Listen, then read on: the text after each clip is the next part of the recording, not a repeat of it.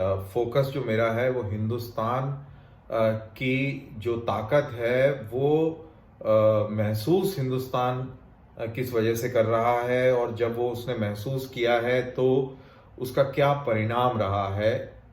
इस थीम के ऊपर मैं ये वीडियो कर रहा हूं। बहुत ज़्यादा हैवी इसको बनाने की कोशिश नहीं है मेरी, लेकिन फिर भी मैं समझाने की कोशिश करता हूं। अभी जिस समय ये बात हो रही है, चाइनीज जो हैं बॉर्डर पर खड़े, माहौल बहुत तनाव वाला है। आ, कभी भी कुछ भी हो सकता है। और इस पूरे माहौल को जो पिछले कई महीनों से चल रहा है, इसको मैंने इसका नाम दिया है the silent war, the silent India China war of 2020। अब इसका परिणाम क्या होगा इस साइलेंट वॉर का, ये डिस्कस करना, ये एनालाइज करना बहुत जरूरी है। तो पहले जब एक्टिव हॉट वॉर हुआ था हिंदुस्तान और चाइना के बीच में, तो क्या हुआ था, उसका क्या परिणाम निकला।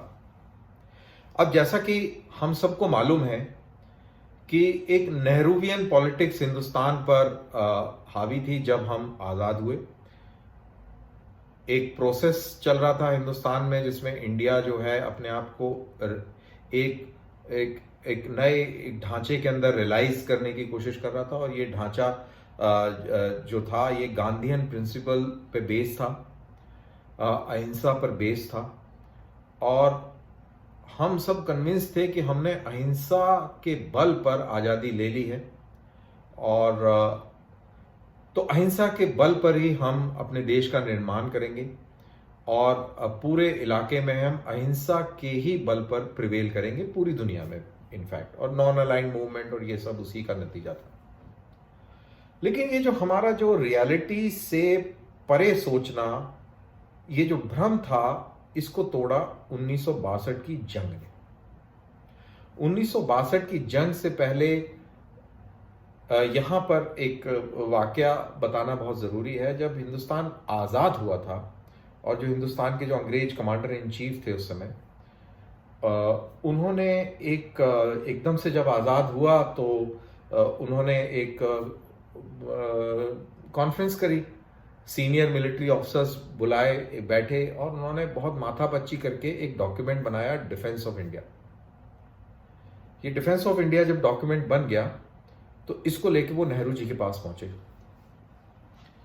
नेहरू जी को बताया कि ये हमने डॉक्यूमेंट बनाया है on defence of India. Nehru ji ने उसको उस डॉक्यूमेंट को इस तरीके से शायद पकड़ा होगा, और कहते हैं कि उन्होंने एक कर्सरी लुक दिया, और जो पहला जो पैराग्राफ पढ़ा, वो पढ़ने के बाद वो इतने गुस्सा हो गए, उन्होंने वो उठा के फेंक दिया। और जो कमांडर इन चीफ थे, अंग्रेज कमांडर इन चीफ थे, वो बड़े मायूस होकर वापस लौटे आए। जब वो आर्मी हेडक्वार्टर वापस पहुंचे तो उनके जो स्टाफ ऑफिसर थे वो इंडियन थे, और वो बाद में काफी सीनियर ऑफिसर बने, मेजर जनरल बने। उन्होंने उनसे पूछा कि क्या हुआ, और उन्होंने यही बताया कि ऐसे ऐसे हुआ, और जिस चीज का मंथन करने में हमें इतना समय लगा, वो नेहरू जी ने एकदम डस्टबिन में फेंक दिया और बोला कि हम गांधीवादी प्रिंसिपल्स पे चलने वाले मुल्क रहेंगे, हमें फौज की जरूरत नहीं है, हमारा काम पुलिस से चल जाएगा, ये टाइम वेस्ट करने की जरूरत नहीं है। तो इस तरीके से डिफेंस ऑफ इंडिया की रचना हुई। और आप लोगों को आश्चर्य होगा कि नेहरू जी ने बोला था कि ट्रुप्स जो हैं, क्योंकि हम अहिंसावादी, हमने लड़ाई लड़नी नहीं है, तो इनका सदुपयोग किया जाए खेती बाड़ी में और कंस्ट्रक्शन एक्टिविटी में। तो अंबाला में एक ट्रुप अकोमोडेशन बना जिसके अंदर पूरी लेबर ट्रुप्स की थी, और उसको इनॉग्रेट करने के लिए इंडिया का डिफेंस मिनिस्टर आया और बड़ी तारीफ हुई। जबकि जो इंडियन मिलिट्री हायरार्की थी वो इस चीज से बहुत नाखुश थी। जनरल थिमैया और ये लोग बहुत नाखुश थे कि ये सब क्या बकवास हो रही है। लेकिन बहरहाल ये चली। और अब चलते चलते 1962 आता है, और 1962 जब आता है तो हिंदुस्तान जो है एक forward policy, police type actions, isolated pockets में करता है, और नतीजा हम सबको मालूम है कि किस तरीके से चाइनीज ने हमारी आइसोलेटेड पॉकेट्स को कैसे घेरा चारों तरफ से और उनको बिल्कुल खत्म कर दिया। इस लेवल तक खत्म कर दिया कि कई केसेस में तो कोई कहानी सुनाने वाला भी नहीं बचा।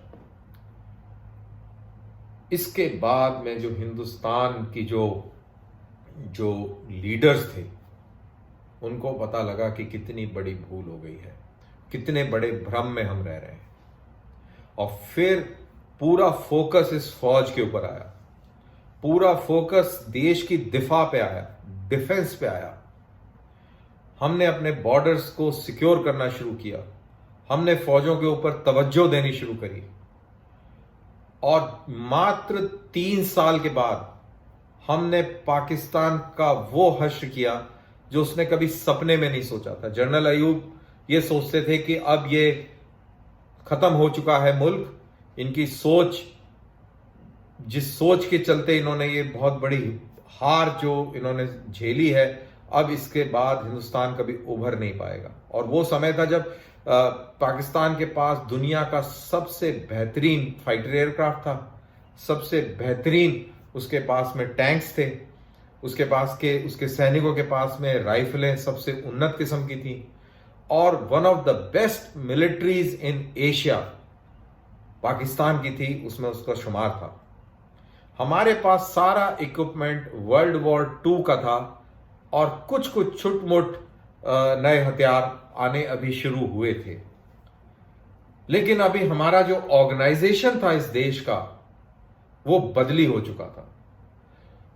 जो टोटलिटी ऑफ सोसाइटी थी वो सेना के साथ खड़ी थी। टोटलिटी ऑफ जो टेक्नोलॉजी थी, जो भी अवेलेबल थी, वो सेना के साथ में थी। तो पूरी टोटलिटी के साथ हमने ये लड़ाई लड़ी और हमने पाकिस्तान को हराया और बुरी शिकस्त दी। पाकिस्तान को भरोसा नहीं था कि ऐसा भी हो सकता है मात्र 3 साल के बाद। और उसके बाद 71 आया।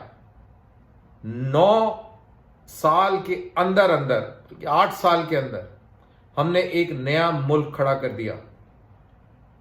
ये हमारी काबिलियत हमें खुद को पता लगी, तो हमें इस सब का शुक्रिया अदा करना चाहिए चाइना का। अगर चाइना हम पे हमला ना करता तो क्या हालत होती? हालत वही होती जो अयूब सपना ले रहे थे। अयूब सपना ले रहे थे कि हम ब्रेकफास्ट लाहौर में करेंगे, दोपहर का लंच जलंधर में करेंगे और रात का खाना दिल्ली में करेंगे। वो पक्का दिल्ली में आके खाना खा जाते। और आज जब हम ये बात कर रहे हैं, पहली बात तो बात करने लायक नहीं रहते, और लाल किले के ऊपर तिरंगा नहीं, वो सब्ज परचम होता जिसके ऊपर चांद तारा बना है, ये हालत होती। तो हमें चाइनीज का बहुत बहुत शुक्रिया अदा। अब हम आते हैं आज की परिस्थिति पर।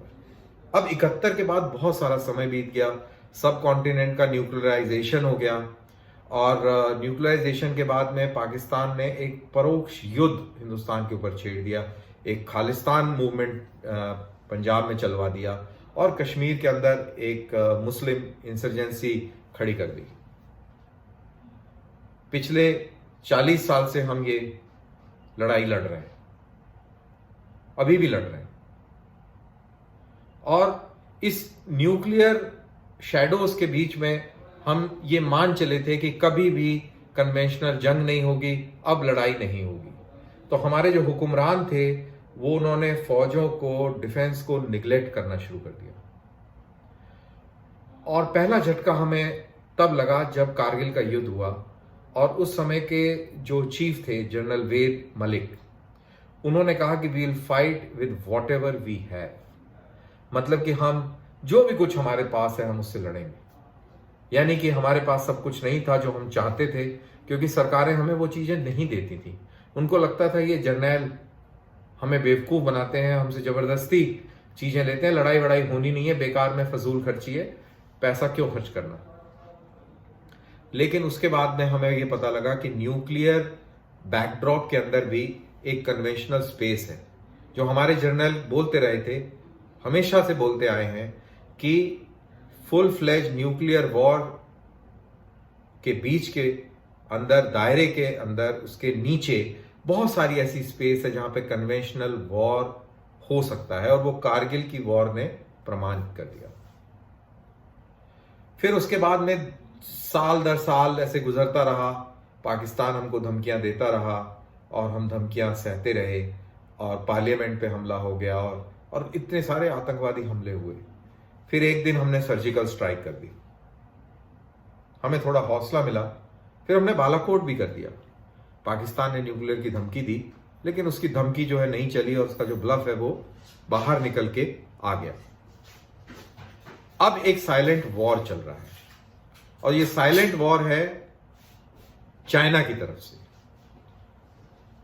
अब इसके बाद क्या होगा? तो अभी साइलेंट वॉर में क्या हुआ है ये भी समझना बहुत जरूरी है। साइलेंट वॉर में हमें फिर से ये पता लग गया, ये महसूस हो गया कि चाइना एक बहुत पोटेंट थ्रेट है। चाइना जिसको हम अभी तक दरकिनार करते रहे थे, हमें लग रहा था कि पीस, ट्रैंक्विलिटी प्रिवेल हो जाएगी।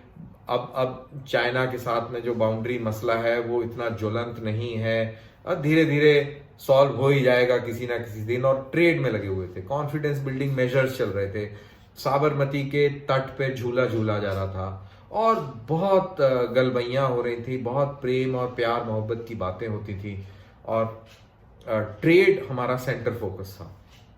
ये बिल्कुल उम्मीद नहीं थी कि चाइना भी हमको किसी दिन आंखें दिखा देगा। चाइना ने हमें दिखाने की कोशिश करी डोकलाम में, और हम उसको झेल के आगे निकल गए। चाइना को जो मैसेज देना था वो भी हमने दे दिया। लेकिन अब जब ईस्टर्न लद्दाख में ये जब चाइनीज आए हैं, तो इसी को मैं बोलता हूं कि ये है साइलेंट वॉर। हिंदुस्तान लड़ाई लड़ रहा है, अरबों रुपया खर्च हो रहा है इस डिप्लॉयमेंट के ऊपर। इसके अंदर हमने 20 लोगों की शहादत भी दी है, और ये बहुत ही सीरियस मैटर जो है इस समय हिंदुस्तान के सामने है। अब इस स्थिति के बाद में हिंदुस्तान कैसे उभरेगा, क्या निकलेगा इसके बाद में? 62 के बाद में हिंदुस्तान एक मजबूत होकर उसने अपनी डिफेंस को देखना शुरू किया था। अब इस साइलेंट जो एग्रेशन हुआ है, जो वॉर चल रही है हिंदुस्तान और चीन के बाद में, जब ये वॉर खत्म होगी तब हिंदुस्तान किस प्लेटफॉर्म पर खड़ा होगा? और मेरी अगर आप बात माने तो इस साइलेंट वॉर ने हिंदुस्तान को एक जियोपॉलिटिकल लेवल पर लाकर खड़ा कर दिया है। जब हम इस समय बात कर रहे हैं तो हिंदुस्तान की जो नेवी है वो हिंद महासागर में डोमिनेट कर रही है। वो महाशक्तियों के साथ में साउथ चाइना सी के अंदर चाइना को घेर रही है। और इस साइलेंट वॉर के बाद हिंदुस्तान जियो स्ट्रेटेजिक लेवल पर एक बहुत अहम पायदान पर अपने आप को पाएगा। जो हुक्मरान अभी तक हिंदुस्तान को फिर से, हिंदुस्तान की फौज को निगलेक्ट कर रहे थे, अब उनकी मजबूरी हो जाएगी कि हिंदुस्तान की फौज को दोबारा से मजबूत किया जाए, और हिंदुस्तान की फौज के जो जर्नैल जो बोल रहे हैं उसको दोबारा सुना जाए। और मेरे ख्याल से जब ये ऐसा हो जाएगा तो ऑटोमेटिकली हिंदुस्तान जो हिंदुस्तान की जो जर्नैल हैं, जो अभी तक कहते आए हैं कि हमें पाकिस्तान की तरफ नहीं इतना देखना चाहिए, हमें चाइना की तरफ देखना चाहिए। जॉर्ज फर्नांडिस ने भी कहा था कि China is our number 1 enemy. लेकिन हमारे जो लीडर्स हैं वो उसको मानने को तैयार नहीं थे, और उनका फोकस पूरा पाकिस्तान की तरफ रहा। अब ये उम्मीद है कि इस साइलेंट वॉर के बाद हमारा फोकस अब पाकिस्तान की तरफ नहीं रहेगा, ये फोकस अब चाइना की तरफ हो जाएगा। और ऐसा होने से अब अगले आने वाले दशकों में हिंदुस्तान एक महाशक्ति के रूप में उभरेगा। उसकी शुरुआत हो चुकी है, और पाकिस्तान अब काफी पीछे और काफी पन्नों के बीच में अब धीरे धीरे दबना शुरू हो जाएगा। पाकिस्तान की अहमियत अब हिंदुस्तान के लिए अब वो कभी भी नहीं रहेगी जो 5 अप्रैल से पहले। अगर आपको ये वीडियो अच्छा लगा तो आप मेरे चैनल को जरूर सब्सक्राइब कीजिएगा। जय हिंद।